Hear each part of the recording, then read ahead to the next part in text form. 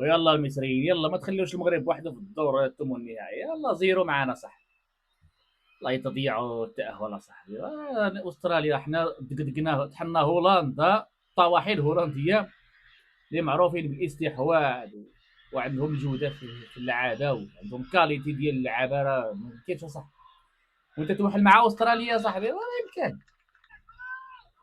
الاستراليين اخر حاجه كيفكروا فيها هي كره القدم، ما مسوقينش الكره، هما عندهم الركبي واقيلا، ماشي رياضه شعبيه.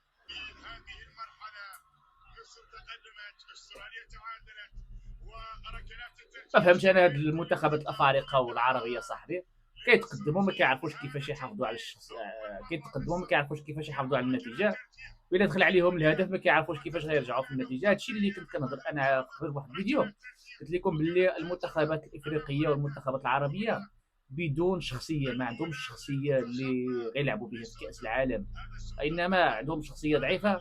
هادشي كتلقاهم كيتقدموا في النتيجه، ولكن في التالي كيتماركا عليهم وكيخسروا في التالي، ولا الا تماركا عليهم البيت ما كيقدروش يرجعوا في النتيجه. غنشوفوا هما غيبداو دابا. استراليا هي اللي غيبداو، يلا يلا الحارس، يلا يلا شوبير يلا. شحال الطوالين كيخلعوا.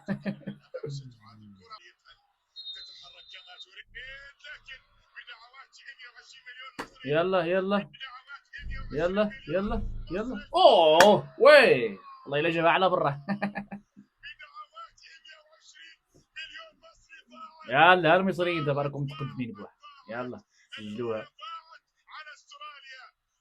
صفتها الجمهور. صفتها لسيدني. اوه، عرفت شنو بغا يدير، يجيبها في السقف واقيلا.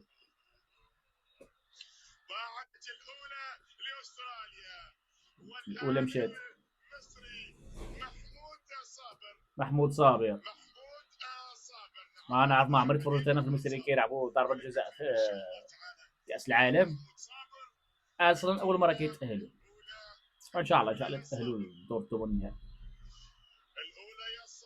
ورا دخل واحد الحارس احتياط غير على ود ضربه الجزاء. يلا محمود صابر، وي، حطها في الشلكه محمود صابر، مزيان. تبع الحارس كان غيشدها.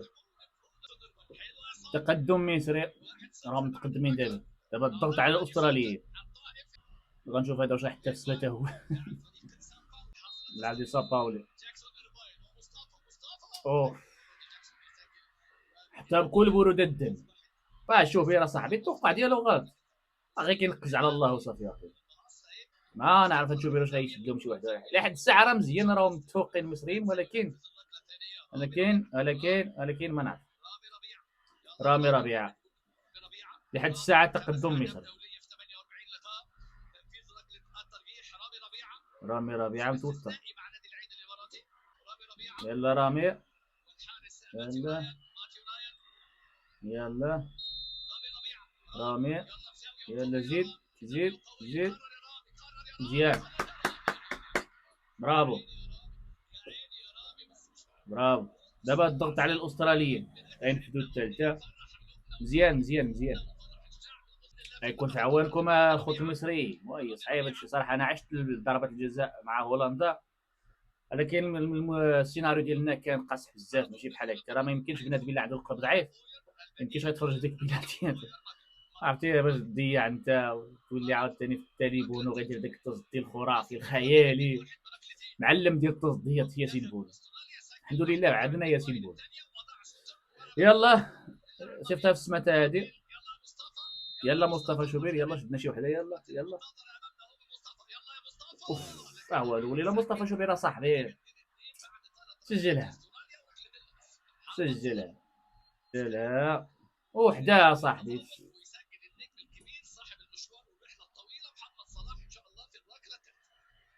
محمد صلاح ما يضيعش، يسجلها. محمد صلاح يجيبها في الشبكه، واخا شي مرات النجوم هما اللي كيضيعوا، ولكن يسجلها ان شاء الله يسجل. مازال المصريين متقدمين لحد الساعه. لا محمد صلاح اخر كاس عالم له في التاريخ، يدخل المصريين في التاريخ. يلا محمد صلاح. اوف زيد. اوف وي وي وي. بانينكا كان غير دالو اصاحبي، غدير بحال القضيه ديال ابراهيم دياز. مزيان مزيان، برافو برافو برافو. كان غيشدها له على بونت. مازال الضغط على على الاسترالي. غينفذوا دابا الركله الرابعه. الا ضيعوها باي باي ومصر في الدور الثاني. بوش عكاك هذا بحال والو غيضيع، بحال شوف بلا ما تعاودوا عليه يشد لكم شي واحد والو. الا جابوها في السماء ولا جابها على برا وصافي. اوه والله لا ضيع. جابها في العارضه، جابها في العارضه. قلت لكم راه شوبير ما يشد جاي والو. جوج ديال الكواري جابوهم في السماء بجوج. يلا سجلوها وانتم في الدور الثمن النهائي رفقة المنتخب المغربي.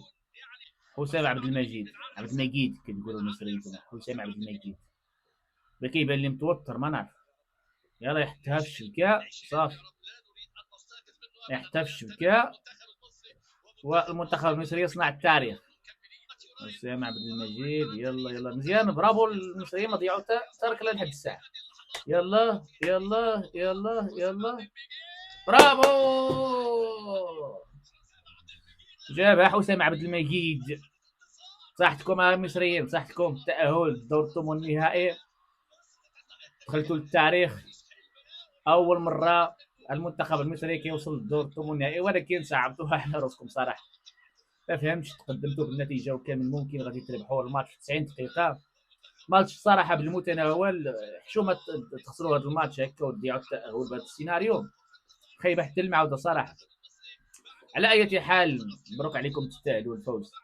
المنتخب الاسترالي كان ضعيف، بان بمستوى باهت، ما دار حتى حاجه يستاهل عليها انه يتاهل. وانما المنتخب المصري هو اللي قصحها وصعبها على راسو. كان بالامكان انه يتاهل سيناريو احسن من هكا. على اي حال الف مبروك للمنتخب المصري التاهل للدور الثمن النهائي، وغادي يواجهوا المنتخب الارجنتيني. ان شاء الله كنتمنى لكم التوفيق وتهلاو.